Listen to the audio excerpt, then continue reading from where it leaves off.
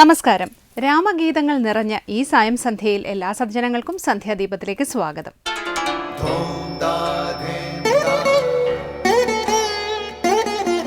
ശുഭം ഭവതു കല്യാണമായുസാരോഗ്യവർദ്ധനം സർവദുഃഖ വിനാശായ സന്ധ്യാദീപം നമോസ്തുതേ. നാമം ജപായനം പുണ്യം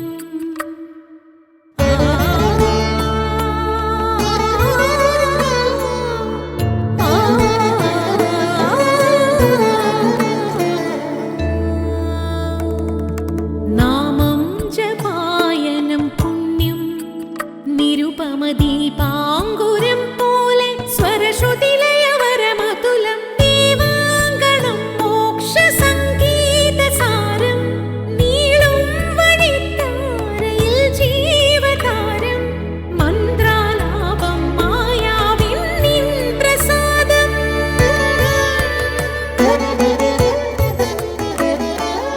ഇരുൾ നീങ്ങിയുണരുന്ന തെളിനാളദീപം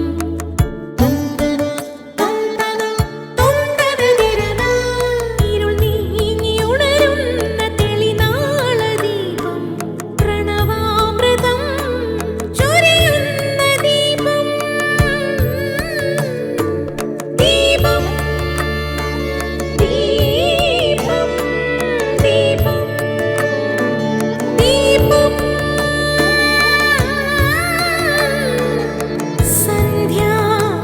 സന്ധ്യാദീപം. ശ്രീരാഘവാത്മാ രാമ ശ്രീരാമ രമാപതേ ശ്രീരാമ രമണീയ വിഗ്രഹ നമോസ്തുതേ.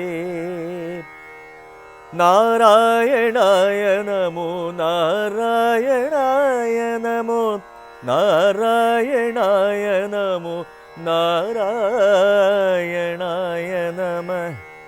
ശ്രീരാമനാമം പാടി വന്ന പൈങ്കിളിപ്പെണ്ണേ ശ്രീരാമചരിതം നീ ചൊല്ലിടു മടിയാതെ. ശാരിക പൈതൽ താനും വന്ദിച്ചു വന്ദ്യന്മാരെ ശ്രീരാമ സ്മൃതിയോടെ പറഞ്ഞു തുടങ്ങിനാൾ. ശ്രീരാമനെ വാൽമീകി ആദ്യം ഈശ്വരാവതാരമായി പരിചയപ്പെടുത്തുന്നു. ദേവഗണങ്ങളുടെ പ്രാർത്ഥനയെ മാനിച്ച് ഭഗവാൻ വിഷ്ണു മാനുഷ്യരൂപം പൂണ്ടതായി വിശേഷിപ്പിക്കുന്നു. തുടർന്ന് അദ്ദേഹം മനുഷ്യനായ രാമനെ വർണ്ണിക്കുന്നു. കാവ്യത്തിലുടനീളം മര്യാദാ പുരുഷോത്തമനായ ശ്രീരാമനെയാണ് നാം കാണുന്നത്. അങ്ങനെയുള്ള രാമന് സംഭവബഹുലമായ തൻ്റെ ജീവിത നാടകത്തിൽ അനേകം വേഷങ്ങൾ അണിയേണ്ടി വരുന്നു. ആ വേഷങ്ങൾ പരിപൂർണതയിൽ ആടി ഫലിപ്പിക്കാനായി വൈവിധ്യമാർന്ന ഭാവപകർച്ച കൈക്കൊള്ളേണ്ടി വരുന്നു. ആ അനേകം ഭാവങ്ങളിലൊന്നാണ് ശ്രീരാമനിലെ ഗുരുഭാവം. ശിഷ്യഭാവത്തിൽ ആശ്രയിക്കുന്നവരോട് തനി കർക്കശക്കാരനാണ് ശ്രീരാമൻ. തൻ്റെ ജീവൻ തന്നെയായ ലക്ഷ്മണനോട് തീരെ ദയയും സ്നേഹവും ഇല്ല എന്ന് തോന്നിപ്പിക്കുന്ന തരത്തിൽ പെരുമാറുന്ന മര്യാദാ പുരുഷോത്തമനെ ചില സന്ദർഭങ്ങളിൽ കാണാം. അങ്ങനെയാണ് ശ്രീരാമൻ തൻ്റെ ഗുരുഭാവത്തോട് മര്യാദ പുലർത്തുന്നത്. തുടർന്ന് ശ്രീ കാവാലം ശ്രീകുമാർ ശിവാനന്ദ ലഹരി ആലപിക്കുന്നത് കേൾക്കാം.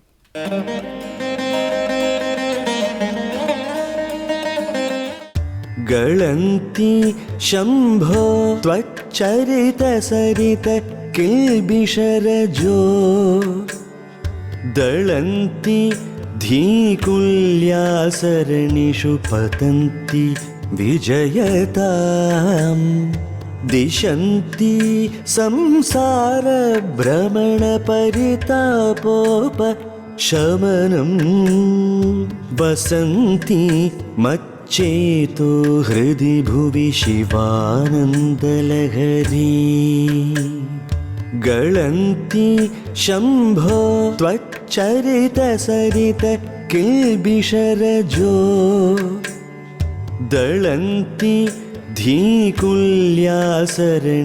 പതന്തി വിജയതാം दिशन्ति संसारभ्रमणपरितापोपशमनं वसन्ति मच्चेतो हृदि भुवि शिवानन्दलहरी. അടുത്തതായി ശങ്കരസ്തോത്രാമൃതം. ശിവയുടെ ആനന്ദലഹരി, ശിവന്റെ ആനന്ദലഹരി, ശിവമയത്തിൻ്റെ ആനന്ദലഹരി. അങ്ങനെ ലോകാനുഗ്രഹത്തിനായി ഒഴുകുന്ന ചരിതമാണ് ശിവൻ്റേത്. ഭക്തർക്ക് മോക്ഷം നൽകുന്നതാണ് ഭഗവാന്റെ ചരിതം. എല്ലാവിധ മാലിന്യങ്ങളും കഴുകിക്കളയുന്ന ഭഗവാന്റെ ചരിതം വിവരിക്കുന്ന ശ്രീ ശങ്കരാചാര്യരുടെ കൃതിയായ ശിവാനന്ദലഹരി ശങ്കരസ്തോത്രാമൃതത്തിൽ സ്വാമി ചിദാനന്ദപുരി വ്യാഖ്യാനിക്കുന്നത് തുടർന്ന് കേൾക്കാം.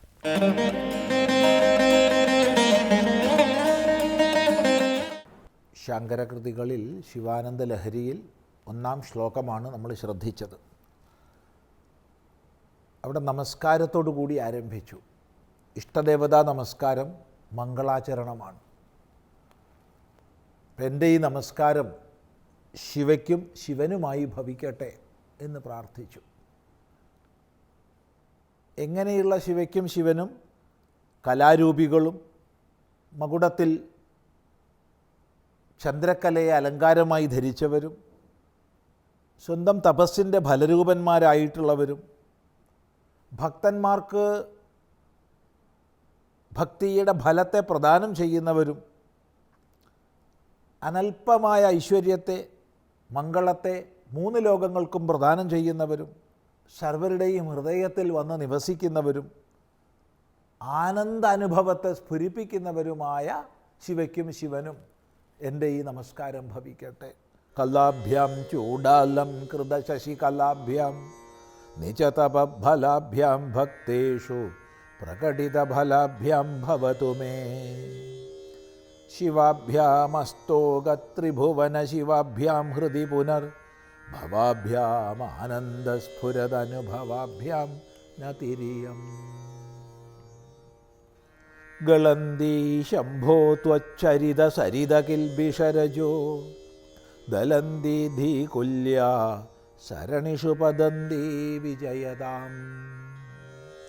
ദിശന്തി സംസാരഭ്രമണ പരിതാപോപശമനം വസന്തി മച്ചേതോ ഹൃദഭുവി ശിവാനന്ദലഹരി.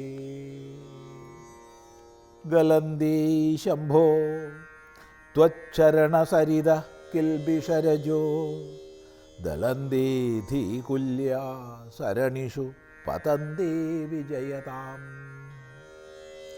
ദിശന്തി സംസാരഭ്രമണ പരിതാപോപശമനം വസന്തി മച്ചേതോ ഹൃദഭുവി ശിവാനന്ദലഹരി.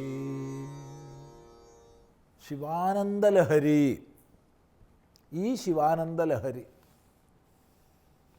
ഇവിടെ രചിക്കുന്ന അല്ലെങ്കിൽ രചിക്കപ്പെടുന്ന ശിവാനന്ദലഹരി അഥവാ ശിവൻ്റെ സ്വരൂപഭൂതമായ ആനന്ദം. അവിടെ മുൻ ശ്ലോകത്തെ അനുവർത്തിച്ചാൽ ശിവയുടെ ശിവൻ്റെ എന്ന് വേർതിരിക്കേണ്ട ആവശ്യമില്ല. ഒരു ശബ്ദത്തിൽ രണ്ടും വരും. അഥവാ ശിവമായ ആനന്ദം, മംഗളമായ ആനന്ദം, ആ ശിവാനന്ദം നൽകുന്ന ലഹരി, ശിവയുടെ ആനന്ദലഹരി, ശിവൻ്റെ ആനന്ദലഹരി, ശിവമായതിൻ്റെ ആനന്ദലഹരി. അങ്ങനെയുള്ള ശിവാനന്ദലഹരി എന്താണ്? ഹേ ശംഭോ, അല്ലയോ ശംഭോ, ഇവിടെ സംബോധന ചെയ്യുകയാണ്. ശം ഭാവയതീതി ശംഭു. ശം ഇതി ആനന്ദം, സുഖം. ആനന്ദം അഥവാ സുഖം, അതിനെ ഉണ്ടാക്കുന്നവനാണ്, ഭവിപ്പിക്കുന്നവനാണ്, ഭാവിപ്പിക്കുന്നവനാണ് ശംഭു. ഹേ ശംഭോ, ത്വച്ചരിത സരിത ഗളന്തി. ത്വച്ചരിത സരിത ഗളന്തി. ഗളന്തി പ്രവഹിക്കുന്നു, ഒഴുകുകയാണ് നിർബാധം.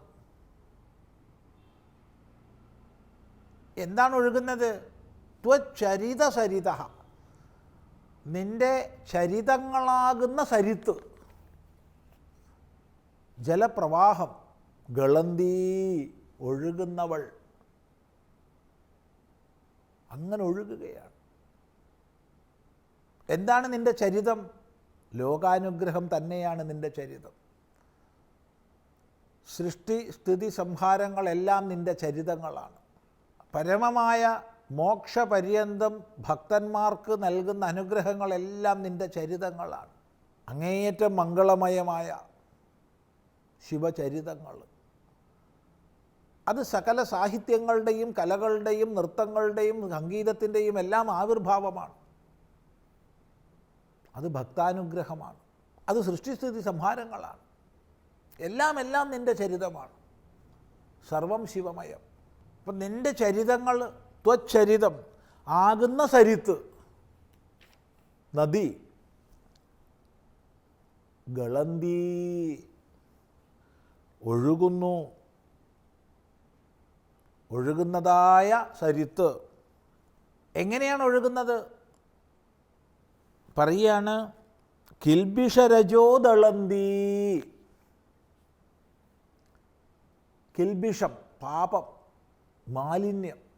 അപ്പം സകലവിധ പാപങ്ങളുമാകുന്ന രജസ്, അഴുക്ക്, പൊടിപടലങ്ങൾ. രജസ് എന്നുള്ളതിന് പൊടിപടലങ്ങൾ എന്ന് പറയാം, രജസ് എന്നുള്ളതിന് മാലിന്യം എന്ന് പറയാം. ഈ പൊടിപടലങ്ങളും മാലിന്യങ്ങളുമെല്ലാം ദളന്തീ കഴുകിക്കളയുന്നവളാണ്. ഇപ്പോൾ ശിവാനന്ദ ലഹരി എന്നുള്ള ആ സ്ത്രീലിംഗത്തെ സൂചിപ്പിച്ചുകൊണ്ടാണ് ഇവിടെ ഗളന്തീ, ദളന്തീ തുടങ്ങിയ പദങ്ങൾ പ്രയോഗിക്കുന്നത്.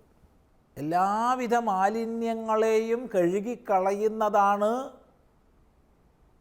നിൻ്റെ ചരിതങ്ങളാകുന്ന സരിത്ത്. ആ സരിത്ത് ഇതാ ഒഴുകുകയാണ്. ഏതാണത്? അതാണ് ശിവാനന്ദ ലഹരി. ഇങ്ങനെ ആദ്യം ഇഷ്ടദേവതാ വന്ദനം ചെയ്ത് രണ്ടാമത്തെ ശ്ലോകത്തിൽ കൃതിയിലേക്ക് സജ്ജന ശ്രദ്ധയെ ആകർഷിക്കുകയാണ്. അതിൻ്റെ പ്രയോജനത്തെ പറയുകയുമാണ്. വളരെ ശ്രദ്ധേയമായ ശ്ലോകമാണ്. നമുക്ക് അടുത്ത പ്രാവശ്യം പഠിക്കാം. ഓം.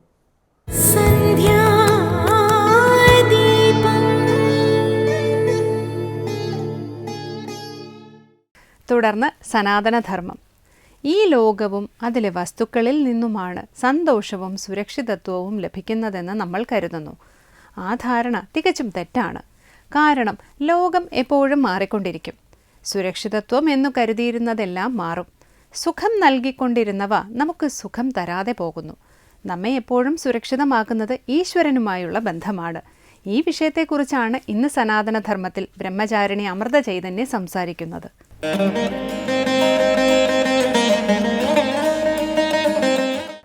ഓം അമൃതേശ്വരിയേ നമഃ. ഇന്നലെ ഞാൻ എൻ്റെ ഒരു സുഹൃത്തിനെ ഫോൺ ചെയ്തു. കുറച്ച് മാസങ്ങൾക്ക് മുമ്പ് അവൾ യൂറോപ്പിലേക്ക് മാറിയിരുന്നു. എങ്ങനെയുണ്ട് ഇപ്പോൾ? സുഖമാണോ? ഞാൻ ചോദിച്ചു. അവൾ മറുപടി പറയാൻ തുടങ്ങി. പുതിയ ജോലിയൊക്കെ നന്നായി പോകുന്നു, പക്ഷേ ഒരു കാര്യത്തിൽ എനിക്ക് നല്ല വിഷമമുണ്ട്. അവൾ വിശദീകരിച്ചു. ഇവിടെ ഭാരതത്തിൽ അവളുടെ അടുത്ത വീട്ടിലെ പെൺകുട്ടിയും ഇവളും ബെസ്റ്റ് ഫ്രണ്ട്സ് ആയിരുന്നു. ഏറ്റവും നല്ല സുഹൃത്തുക്കൾ. അവർ അങ്ങോട്ടും ഇങ്ങോട്ടും 2 വീടുകളിലേക്കും പോകുമായിരുന്നു. ഒരുമിച്ച് പഠിക്കുമായിരുന്നു. സങ്കടത്തോടെ അവൾ തുടർന്നു. ഇപ്പോൾ എൻ്റെ സുഹൃത്ത് എന്നെ ചതിച്ച പോലെ എനിക്ക് തോന്നുന്നു. ഓരോ ദിവസത്തിൻ്റെയും ഒരു വലിയ ഭാഗമായിരുന്നു അവൾ. പക്ഷെ ഞാൻ ദൂരെ ആയപ്പോൾ എനിക്ക് തോന്നുന്നു അവൾക്ക് എന്നോടുള്ള സ്നേഹം നഷ്ടപ്പെട്ടു പോയെന്ന്. ഞാൻ എങ്ങനെയാണ്, എന്ത് ചെയ്യുന്നുവെന്ന് വരെ അവൾ അന്വേഷിക്കുന്നില്ല. ഞാൻ ചോദിച്ചു, നീ അവളെ വിളിച്ചോ? നിന്റെ വിഷമം പങ്കുവെച്ചോ? ചിലപ്പോൾ ഒരു നിസ്സാര തെറ്റിദ്ധാരണയുമാകാം. അത് സംസാരിച്ചു തീർക്കാവുന്നതല്ലേ ഉള്ളൂ. അപ്പോൾ ആ കുട്ടി പറഞ്ഞു, അല്ല ചേച്ചി, ഞാൻ ശ്രമിച്ചു. സത്യസന്ധമായിട്ട് ഞാൻ അവളോട് എൻ്റെ വിഷമം പറഞ്ഞു. അവൾക്കും എന്നോട് സ്നേഹമുണ്ടെന്ന് പറഞ്ഞു. എന്നിട്ട് എന്നോട് പറഞ്ഞു, ഞാൻ ദിവസവും വിളിക്കാമെന്ന്. പക്ഷെ അങ്ങനെ 1-2 ദിവസം മാത്രമേ വിളിച്ചുള്ളൂ. പിന്നെ ഇപ്പോൾ പണ്ടത്തെ പോലെ തന്നെ വല്ലപ്പോഴും വിളിക്കും, അത്രയേ ഉള്ളൂ. ഞാൻ ഫോൺ ചെയ്യുകയാണെങ്കിലും എനിക്ക് തോന്നുന്നു ഞാൻ അവളെ ബുദ്ധിമുട്ടിക്കുകയാണെന്ന്. തിരക്ക് കാരണം അവൾക്ക് എന്നോട് സംസാരിക്കാൻ സമയമില്ലാത്ത പോലെ. എന്നിട്ട് എന്നോട് ഇതും കൂടി പറഞ്ഞു, ചേച്ചി എനിക്ക് സങ്കടം വരും, എന്തോ നഷ്ടപ്പെട്ട പോലെ. ഞാൻ എങ്ങനെയെങ്കിലും എൻ്റെ മനസ്സിനെ ആ വേദനയിൽ നിന്ന് പുറത്തേക്ക് കൊണ്ടുവരാൻ ശ്രമിച്ചു കൊണ്ടിരിക്കും. പക്ഷേ എന്തോ ആ വേദന എന്നെ വിട്ടുപോകുന്നേയില്ല. എനിക്ക് ഈ ചിന്തകളിൽ നിന്നും ഒരു ഇടവേള ലഭിക്കുന്നത് ഞാൻ അമ്മയോട് പ്രാർത്ഥിക്കുമ്പോഴാണ്, അല്ലെങ്കിൽ ഭജന പാടുമ്പോഴാണ്. ഞാൻ അവളെ സമാധാനിപ്പിച്ചു. ആ സംഭാഷണം അവിടെ തീർന്നു. പക്ഷേ അവളുടെ വാക്കുകളെക്കുറിച്ച് ചിന്തിച്ചപ്പോൾ എനിക്ക് നിങ്ങളോട് പങ്കിടുവാനായി ഒരു വലിയ പാഠം ലഭിച്ചു. എൻ്റെ സുഹൃത്ത് പറഞ്ഞത് ഇതാണ്: ഞാൻ പ്രാർത്ഥിക്കുമ്പോൾ, അമ്മയെക്കുറിച്ച് ചിന്തിക്കുമ്പോൾ എൻ്റെ വേദന മറക്കുന്നുവെന്ന്. അമ്മ എപ്പോഴും പറയും, ഈശ്വരനല്ലാതെ വേറെ ആരും നമ്മളെ നിസ്വാർത്ഥമായി സ്നേഹിക്കുന്നില്ല. ഈശ്വരനെ മുറുകെ പിടിക്കുക എന്ന് വെച്ചാൽ നമ്മൾ മറ്റുള്ളവരെ സ്നേഹിക്കരുത് എന്നല്ല. എല്ലാവരിലും ഈശ്വരനെ കണ്ട് സ്നേഹിക്കുക, സേവിക്കുക. പക്ഷേ മറ്റുള്ളവരുടെ സ്നേഹം മറഞ്ഞു പോകുമ്പോൾ നിങ്ങൾ വേദനയുടെ പടക്കുഴിയിൽ വീഴരുത്. അമ്മ ഒരു കഥ പറയാറുണ്ട്. ഒരു രാജ്യത്ത് ഓരോ രാജാവിനും 5 വർഷം മാത്രമേ ഭരിക്കാൻ പാടുള്ളൂ. അത് കഴിഞ്ഞ് അദ്ദേഹത്തിനെ ആൾ താമസമില്ലാത്ത ഒരു ദ്വീപിൽ കൊണ്ടാക്കും. അവിടെ അദ്ദേഹത്തിന് വന്യമൃഗങ്ങൾ കടിച്ച് തിന്നുകയും ചെയ്യും. അതിനാൽ ഒരു പുതിയ രാജാവും സിംഹാസനത്തിൽ കയറുന്ന അന്ന് മുതൽ പേടിച്ച് വിഷമിച്ച് കൊണ്ടിരിക്കും. ഈശ്വര, 5 വർഷം കഴിഞ്ഞാൽ എൻ്റെ ഗതി എന്തായിരിക്കും എന്ന് ചിന്തിച്ച്. അങ്ങനെ അവസാനത്തെ രാജാവിനെയും ദ്വീപിൽ കൊണ്ടിട്ടു. അദ്ദേഹത്തിൻ്റെയും ജീവൻ വേഗം തീരും. പുതിയ ഒരു രാജാവിനെ തിരഞ്ഞെടുത്തു. പക്ഷേ ഈ രാജാവ് മറ്റുള്ളവരെ പോലെയല്ല. എപ്പോഴും സന്തോഷവാനായി കണ്ടിരുന്നു. ചിരിച്ചും സംസാരിച്ചും കളിച്ചും അദ്ദേഹം എല്ലാ ഉത്തരവാദിത്തങ്ങളും നിറവേറ്റി. എല്ലാവരും പ്രത്യേകിച്ച് ശ്രദ്ധിച്ചു, ഈ പുതിയ രാജാവ് എന്തൊരു സന്തോഷവാനാണ്. അങ്ങനെ 5 വർഷം തീരാറായി. പ്രജകൾ പറഞ്ഞു, തിരുമനസ്സേ, അങ്ങ് ദ്വീപിലേക്ക് പോകേണ്ട സമയം അതിക്രമിച്ചു കഴിഞ്ഞു. പക്ഷേ അങ്ങ് വേദനിക്കുകയോ ഭയപ്പെടുകയോ ചെയ്യുന്നില്ലല്ലോ. രാജാവ് മറുപടി പറഞ്ഞു, ഞാൻ എന്തിനാണ് വേദനിക്കുന്നത് അല്ലെങ്കിൽ ഭയപ്പെടുന്നത്? ദ്വീപിലേക്ക് പോകാൻ ഞാൻ തയ്യാറാണ്. രാജാവായ ഉടൻ തന്നെ ആ ദ്വീപിൽ പോയി എൻ്റെ ഭടന്മാരോടൊപ്പം അവിടെയുള്ള ഘോരമായ വനം വെട്ടിത്തെളിച്ചു. അത് കൃഷിഭൂമിയാക്കി മാറ്റി. കിണറുകൾ കുഴിച്ചു, വീടുകൾ പണിതു. ഇനി എനിക്ക് അവിടെ പോയി സുഖമായി ജീവിക്കാം. അവിടെയും ഞാൻ ഒരു രാജാവിനെ പോലെ വാഴും. കാരണം എനിക്ക് ആവശ്യമുള്ളതെല്ലാം ആ ദ്വീപിലുണ്ട്. നമ്മളെല്ലാവരും ആദ്യത്തെ രാജാക്കന്മാരെ പോലെയാണ് അല്ലേ? നമ്മളുടെ ശക്തിയും വീര്യവുമെല്ലാം നമ്മൾ ബന്ധങ്ങളിലും ഭോഗവസ്തുക്കളിലും ചിലവഴിക്കും. അത് ഏത് നിമിഷവും ഇല്ലാതെയാകാമെന്ന് മറന്നുപോകും. ഈ ലോകവും ലോകവസ്തുക്കളുമാണ് നമ്മുടെ സുരക്ഷിതത്വവും സന്തോഷവുമെന്ന് തെറ്റിദ്ധരിക്കുന്നു. എന്നാൽ ഒരു കാര്യം മാത്രമേ ഉറപ്പുള്ളൂ: ലോകം എപ്പോഴും മാറിക്കൊണ്ടേയിരിക്കുന്നു. ഈ ലോകവും ലോകവസ്തുക്കളുമാണ് നമ്മുടെ സുരക്ഷിതത്വവും സന്തോഷവുമെന്ന് തെറ്റിദ്ധരിക്കും. എന്നാൽ ഒരു കാര്യം മാത്രമേ ഉറപ്പുള്ളൂ: ലോകം എപ്പോഴും മാറിക്കൊണ്ടേയിരിക്കുന്നു. നമ്മുടെ ബന്ധങ്ങളിൽ നിന്നോ നമുക്ക് സ്വന്തമെന്ന് കരുതുന്ന വസ്തുക്കളിൽ നിന്നോ നമുക്ക് യഥാർത്ഥ സുരക്ഷിതത്വം ലഭിക്കുകയില്ല. ഈശ്വരനുമായിട്ടുള്ള ബന്ധത്തിൽ മാത്രമാണ് യഥാർത്ഥ സുരക്ഷിതത്വം. അമ്മ പറയുന്നു, ഈ ലോകവുമായുള്ള ഓരോ ബന്ധവും ഓരോ ബന്ധനവും നമ്മുടെ മനഃശക്തിയെ ശിഥിലമാക്കുന്നു. അതേസമയം ഈശ്വരനോടുള്ള ബന്ധം വ്യത്യസ്തമാണ്. ഈശ്വരനോടുള്ള ബന്ധം, ഗുരുവിനോടുള്ള ബന്ധം നമ്മളെ ഈ ലോകത്തിൻ്റെ കെട്ടുപാടുകളിൽ നിന്നും രക്ഷപ്പെടുത്തി ആത്മാവിൽ രമിക്കുവാൻ സഹായിക്കുന്നു. നമ്മുടെ ഏറ്റവും അടുത്ത ബന്ധു ഈശ്വരനാകണം. എന്നാൽ ഒരു സാഹചര്യവും നമ്മുടെ മനസമാധാനം കവർന്നെടുക്കുകയില്ല. അതുകൊണ്ടാണ് എൻ്റെ സുഹൃത്തിനും പ്രാർത്ഥനയുടെ സമയത്ത് സമാധാനം ലഭിച്ചത്. പക്ഷേ പ്രാർത്ഥന സമയങ്ങളിൽ മാത്രമാകരുത് ആ സുഹൃത് ബന്ധം. ഈശ്വരൻ നമ്മുടെ ഏറ്റവും നല്ല സുഹൃത്താകുമ്പോൾ മറ്റ് ബന്ധങ്ങളിൽ നമുക്ക് കൂടുതൽ സ്നേഹവും സന്തോഷവും കൊണ്ടുവരാൻ സാധിക്കും. കാരണം നമ്മൾ അവരിൽ നിന്നും സുരക്ഷിതത്വം പ്രതീക്ഷിക്കുകയില്ല, അവരോട് സ്നേഹം യാചിക്കുകയില്ല. ഈശ്വരനിൽ നിന്നും നമ്മുടെ ഏറ്റവും വലിയ സുഹൃത്തിൽ നിന്നും നമുക്ക് അതെല്ലാം ലഭിക്കും. അങ്ങനെയുള്ളൊരു ബന്ധം ഈശ്വരനുമായി പടുത്തുയർത്താൻ നമുക്ക് ശ്രമിക്കാം. നമ്മുടെ മനസ്സിൽ ശാന്തിയും പ്രേമവും വെളിച്ചവും നിറഞ്ഞു തുളുമ്പും. അതിനു വേണ്ടി അമ്മയുടെ കൃപയ്ക്കായി നമുക്ക് പ്രാർത്ഥിക്കാം. ഓം അമൃതേശ്വരിയേ നമഃ. സന്ധ്യാദീപം